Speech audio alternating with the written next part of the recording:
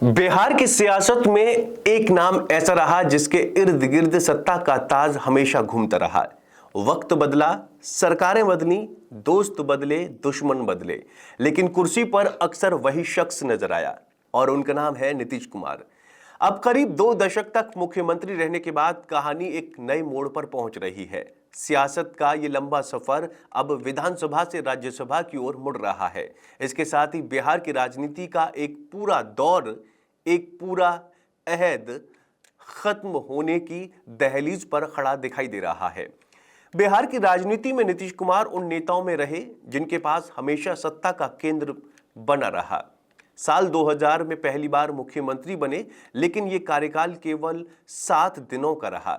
इसके बाद 2005 में जब दोबारा चुनाव हुए तो उन्होंने सत्ता संभाली और फिर जो सिलसिला हुआ वो लगभग 2026 तक चलता रहा।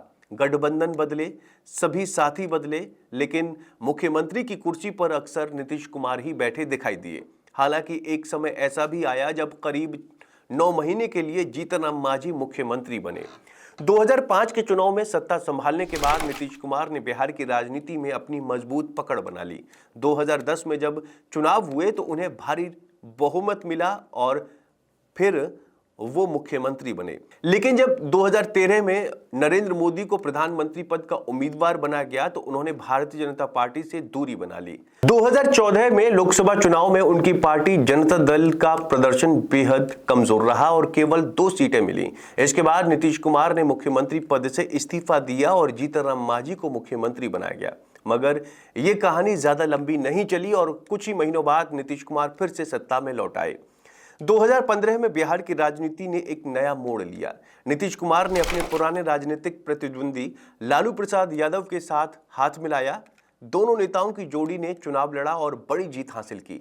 इस सरकार में तेजस्वी यादव उप मुख्यमंत्री बने, लेकिन यह गठबंधन भी ज्यादा समय तक नहीं चला और 2017 में नीतीश कुमार ने फिर से लालू का साथ छोड़कर भाजपा के साथ सरकार बना ली। 2020 के विधानसभा चुनाव में उन्होंने भाजपा के साथ मिलकर चुनाव लड़ा और एक बार फिर मुख्यमंत्री बने। 2022 में उन्होंने भाजपा से दूरी बनाकर फिर राष्ट्रीय जनता दल के साथ सरकार बनाई। लेकिन सियासत के इस कश्मकश और उलझन के बीच 2024 में उन्होंने फिर से पाला बदला और भाजपा के साथ मिलकर सरकार बना ली। 2025 के विधानसभा चुनाव में उन्हें प्रचंड जीत मिली और फिर मुख्यमंत्री बने। लेकिन अब ऐसा कहा जा रहा है कि वो मुख्यमंत्री कुर्सी छोड़कर राज्यसभा जाने वाले हैं। नीतीश कुमार का सफर केवल राजनीति का नहीं बल्कि एक इंजीनियर से बड़े नेता बनने की कहानी भी है। वो पेशे से इंजीनियर थे, लेकिन उनके अंदर सियासत की चिंगारी पहले से ही मौजूद थी। जब 1974 में जेपी आंदोलन शुरू हुआ तो वो भी उसमें कूद पड़े। यही आंदोलन उनके राजनीतिक सफर का टर्निंग पॉइंट बन गया। राजनीति में उन्होंने कई पड़ाव देखे। वो बिहार विधानसभा के सदस्य बने, फिर लोकसभा पहुंचे, बाद में बिहार विधान परिषद का हिस्सा बने और अब राज्यसभा के लिए नामांकन कर चुके हैं। इसके साथ ही वो उन चुनिंदा नेताओं की सूची में शामिल हो जाएंगे जो चारों सदनों के सदस्य रह चुके हैं। इस सूची में पहले से सुशील कुमार मोदी, रामकृष्ण यादव, उपेंद्र कुशवाहा, नागमणि और लालू प्रसाद यादव जैसे नाम शामिल रहे हैं। 1985 में नीतीश कुमार पहली बार बिहार के हरनौत से विधायक बने। इसके बाद 1989 में वो पहली बार सांसद बने और 1991, 1996, 1998, 1999 और 2004 में भी लोकसभा के सदस्य चुने गए। 1990 में विश्वनाथ प्रताप सिंह की सरकार में वो कृषि मंत्री और सहकारिता राज्य मंत्री बने। बाद में अटल बिहारी वाजपेयी की सरकार में वो रेल मंत्री और कृषि मंत्री रहे।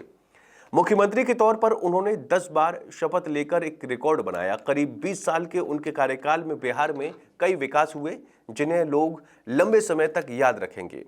अब जब वो राज्यसभा के लिए जा रहे हैं तो इसके साथ ही बिहार की राजनीति का एक बड़ा दौर भी खत्म होता दिखाई दे रहा है।